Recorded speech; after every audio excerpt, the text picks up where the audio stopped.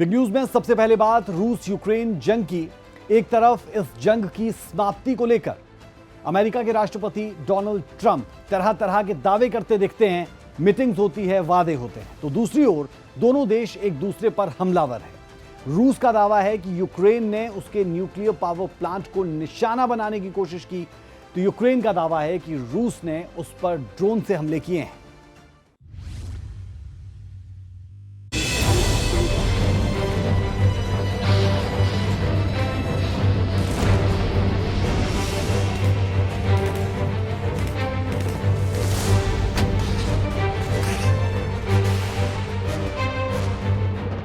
राष्ट्रपति ट्रंप के दावे, वादे और मीटिंग के बावजूद रूस और यूक्रेन के बीच फिलहाल युद्ध विराम की संभावना कम दिख रही है।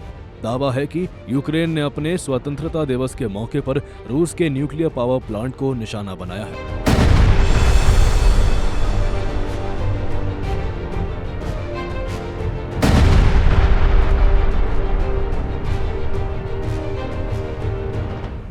हालांकि कोई जानी नुकसान की खबर है। वहीं यूक्रेन ने ये दावा किया है कि रूस ने 72 ड्रोन और एक क्रूज मिसाइल से हमला किया है।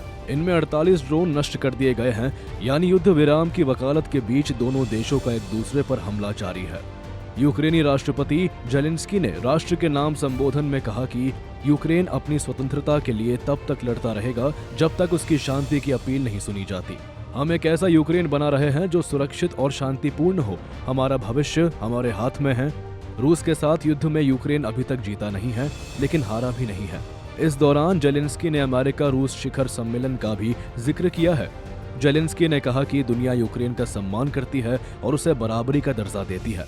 जेलेंस्की के इस बात में कोई शंका नहीं है कि रूस के खिलाफ इस युद्ध में यूक्रेन को कई देशों की मदद मिल रही है और यूक्रेन को मदद पहुंचाने वाले सभी देश चाहते हैं कि इस जंग में यूक्रेन की जीत सुनिश्चित हो। इस बीच नॉर्वे की सरकार ने यूक्रेन को 6000 करोड़ रुपए की सैन्य सहायता देने की बात कही है, जिसमें हवाई रक्षा प्रणाली और रेडार शामिल है। बता दें कि रूस यूक्रेन के बीच जारी ये जंग अब अमेरिका के लिए भी साख का सवाल बन गया है। लिहाजा राष्ट्रपति ट्रंप हर मुमकिन कोशिश में जुटे हैं कि युद्ध की आग को ठंडा किया जाए। इसे लेकर अभी हाल ही में अलास्का में राष्ट्रपति ट्रंप और पुतिन की मुलाकात हुई थी, जिसमें युद्ध समाप्ति को लेकर चर्चा हुई थी। इसके बाद 18 अगस्त को व्हाइट हाउस में यूक्रेन के राष्ट्रपति जेलेंस्की और यूरोपीय लीडर्स के साथ ट्रंप की बैठक हुई थी। इस बैठक के बीच ट्रंप ने पुतिन से 40 मिनट तक फोन पर बात की और पुतिन को इस बात के लिए राजी किया था कि वो इस युद्ध की समाप्ति के लिए जेलेंस्की के साथ बातचीत के टेबल पर आए। यूरोपियन देशों के नेताओं के साथ बैठक बाद ट्रंप ने अपने बयान में कहा कि फिलहाल दोनों देशों में इतनी जल्दी सीज फायर संभव नहीं है। हालांकि मीटिंग में यूक्रेन की सुरक्षा गारंटी पर ट्रंप सहमत दिखे थे। ट्रंप ने कहा था कि अमेरिका और यूरोपीय देश मिलकर इस पर काम करेंगे। We've had a lot of good discussions, a lot of good talks, and I think progress is being made, very substantial progress in many ways. We had a good meeting, as you know, just a short while ago with the president of Russia, and I think there's a possibility that something could come out of it, and today's meeting is very important. We have, I guess, the seven very powerful leaders from Europe, and we're going to be meeting with them right after this meeting, and thank you very much for being here. वही meeting के बाद Zelensky ने कहा था कि Ukraine सुरक्षा guarantee के बदले यूरोप के पैसों से 90 अरब डॉलर के अमेरिकी हथियार खरीदेगा। Us want to finish this war, stop Russia and stop this war.